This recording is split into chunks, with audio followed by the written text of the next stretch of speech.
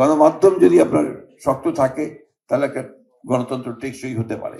আজকে 5 মাসও হয়নি এই সরকার, এখনই বলছি যে সরকার ব্যর্থ।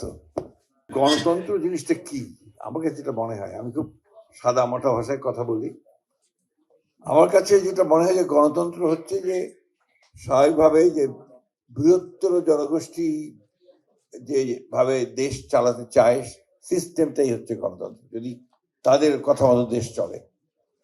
অর্থাৎ জনগণ কথাটাও কিন্তু খুবই আপনার আপেক্ষিক। আমরা তো সবাই জনগণের প্রতিনিধি, আমরা যারা নির্বাচন করি জনগণের প্রতিনিধি হয়ে আসি। আওয়ামী লীগও জনগণের প্রতিনিধি এসেছিল, আপনার হিটলারও জনগণের প্রতিনিধি হিটলার হয়ে গিয়েছিল, তাই না? তো বিষয়গুলো খুব আপেক্ষিক। মোটা কথা আমি যেটা বুঝি যে গণতন্ত্র মানে হচ্ছে যে একটা দেশের মানুষ যেভাবে বৃহত্তর জনগোষ্ঠী যেভাবে চাইবে সেইভাবে দেশটাকে পরিচালনা করা, এবং সেটা একটা রুল বেসড আপনার নিয়মের মধ্য দিয়ে চলা। আমি ভাববো একরকম, কাজ করবো আরেক রকম, এটা দিয়ে আপনার গণতন্ত্র প্রতিষ্ঠা হবে না।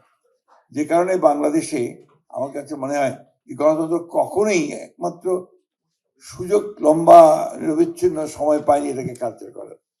একমাত্র প্রেসিডেন্ট জিয়া রহমান সাহেবের সময় এর শুরু করেছিলেন, তিনি চর্চা শুরু করেছিলেন, ওটা আবার গেছে। আওয়ামী লীগের সঙ্গে তো গণতন্ত্র যাই না, ওরা মুখে বলেছে সবসময় গণতন্ত্রের কথা, কাজটা করেছে একটু উল্টো।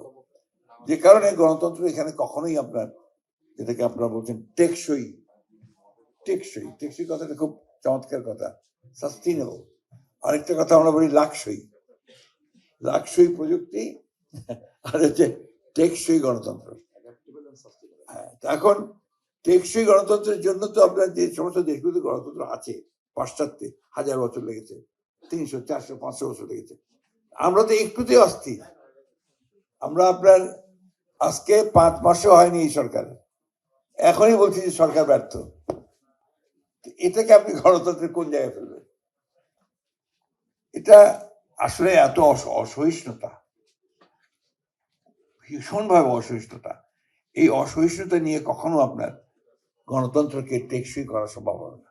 আপনারা দেখুন, চিন্তা করে যে বাংলাদেশ স্বাধীন হওয়ার পরে আমরা তো আশা করেছিলাম যে একটা চমৎকার এই টেকসই গণতন্ত্র হয়ে যাবে এখানে, ঠিক উল্টোটা হয়েছে।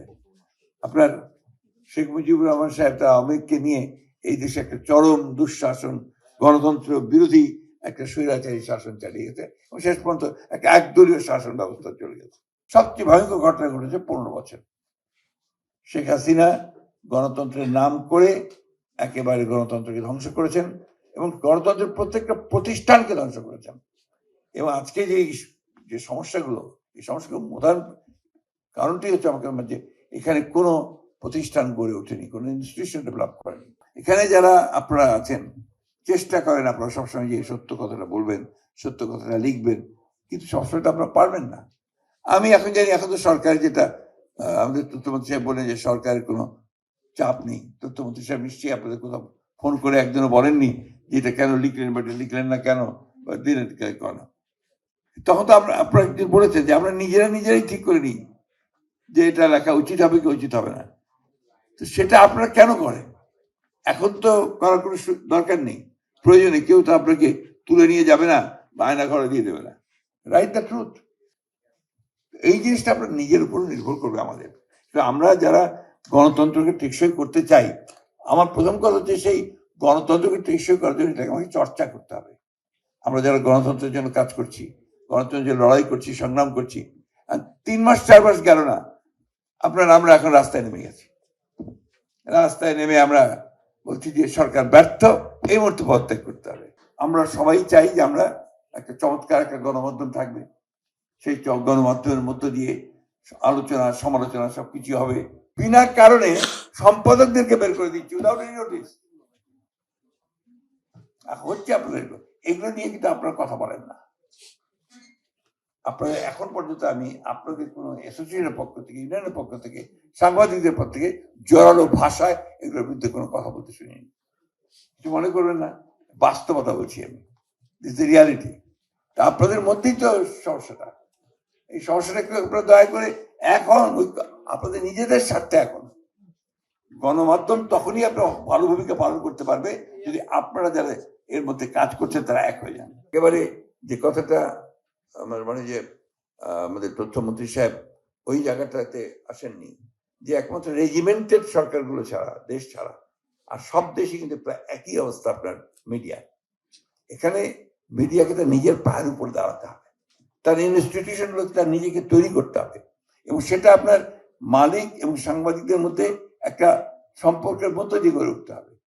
সরকারের সঙ্গে সেসব থাকবে, কিন্তু একক কারো পক্ষে এইভাবে ব্যবহার করাটা সম্ভব না। আমি যে কথা বলতে চাই সেটা মূল কথা, যেটা যে আজকে এই পেপারটার মধ্যে দিয়ে আপনার অত্যন্ত গুরুত্বপূর্ণ বিষয় সামনে নিয়ে এসছেন। এটা অত্যন্ত সত্য কথা যে গণমাধ্যম যদি আপনার শক্ত থাকে তাহলে একটা গণতন্ত্র টেকসই হতে পারে, এভাবে থাকবে, এটাই তো স্বাভাবিক। কিন্তু বাকি জিনিসগুলোকে আমরা দেখতে হবে যে কোন কোন জায়গাগুলোতে আমাদের খাট, আমাদের আপনার ক্ষতিগুলো রয়েছে। এর মধ্যে সবচেয়ে বেশি আমি যেটা মনে করি যে যদি আমরা ইনস্টিটিউশনগুলোকে ডেভেলপ করতে না পারি তাহলে এটা হবে না। তাই প্রথম কাজ হচ্ছে আমাদের ইনস্টিটিউশনগুলোকে ডেভেলপ করা, যেটা আমাদের তথ্যমন্ত্রী সাহেব বলেছেন যে ইনস্টিটিউশনগুলো ডেভেলপ করার জন্য কতগুলো কাজ আমাদেরকে করতে হবে, সেই কাজগুলো আমরা করতে চাই। খুব কঠিন কাজ। আপনার যুক্তরাজ্য 16 বছর বয়সের নিচে সোশ্যাল মিডিয়া ব্যান করে দিয়েছে, অস্ট্রেলিয়া ব্যান করে দিয়েছে, ফ্রান্স ব্যান করেছে। তাহলে দেখুন কি ফ্রান্স, তাহলে দেখুন কি ভয়াবহ রকমের আক্রমণ হচ্ছে এই সোশ্যাল মিডিয়ার মাধ্যমে, যে আপনার একেবারে বন্ধ করে দিতে হচ্ছে এরকম একটা শক্তিশালী মাধ্যম। উপায় নেই, কারণ সব ধ্বংস হয়ে যাচ্ছে। এই জায়গায় অতি দ্রুত, অতি অল্প সময়ের মধ্যে সরকার সবকিছু ঠিক করে ফেলবে এটা মনে করার তো কোনো কারণ নাই। আর এই সরকার যে একটা ট্রানজিশনের মধ্যে দিয়ে এসছে, আপনার বিএনপিকে সবসময় আপনাদের মনে রাখতে একটা কথা, বিএনপির একটা আমি কি বলবো, এটা একটা ডেস্টিনি বোধহয়, যে বিএনপি সবসময় আপনার একটা ধ্বংসস্তূপ পায়। উত্তরাধিকার সূত্রে যখন আসে তখন একটা ধ্বংসস্তূপ। আপনারা দেখেন গ্যাসের সংকট হচ্ছে, গ্যাসের সংকট কি বিএনপি তৈরি করেছে? লাস্ট গভর্নমেন্ট একটা এক্সপ্লোরেশন করে নাই, একটা আপনার এক্সপ্লোরেশনের দিকে যায় নাই, এবং যে সিস্টেম তৈরি করেছিল যে ইম্পোর্ট ছাড়া আর কোনো কিছু করা যাবে না অবস্থা, গোটা ইকোনমিটাকে সেভাবে তৈরি করেছিল। আপনার এনিওয়্যার আপনি যাবেন, ইলেকট্রিসিটি আপনার সবাই জানেন বিদ্যুতের ক্ষেত্রে কি হয়েছে, এই সমস্ত আপনার ওই কুইক রেন্টাল পাওয়ার হাউস নিয়ে এসে ধ্বংস করে দিয়েছে। এখন সে বিদ্যুৎ নিয়ে আমাদের সমস্যা পড়তে হচ্ছে। ব্যাংকগুলো শেষ হয়ে গেছে, কিচ্ছু নাই, এগুলো লক্ষ লক্ষ, আপনারা আমার চেয়ে ভালো জানেন স্বাভাবিক। এখন ওই ব্যাংকগুলোকে ঠিক করতেই তো আপনার অনেক সমস্যা তৈরি হচ্ছে। যাই হোক, আমাদের আপনার সময় হয়ে আসছে, আমি বক্তব্য শেষ করব। আমি শুধু এই কথা বলতে চাই, আপনারা অস্থির হবেন না, আপনারা ধৈর্যটাকে রাখতে হবে, সহনশীলতা রাখতে হবে, নাহলে গণতন্ত্রকে কখনোই এগিয়ে নেওয়া যাবে না।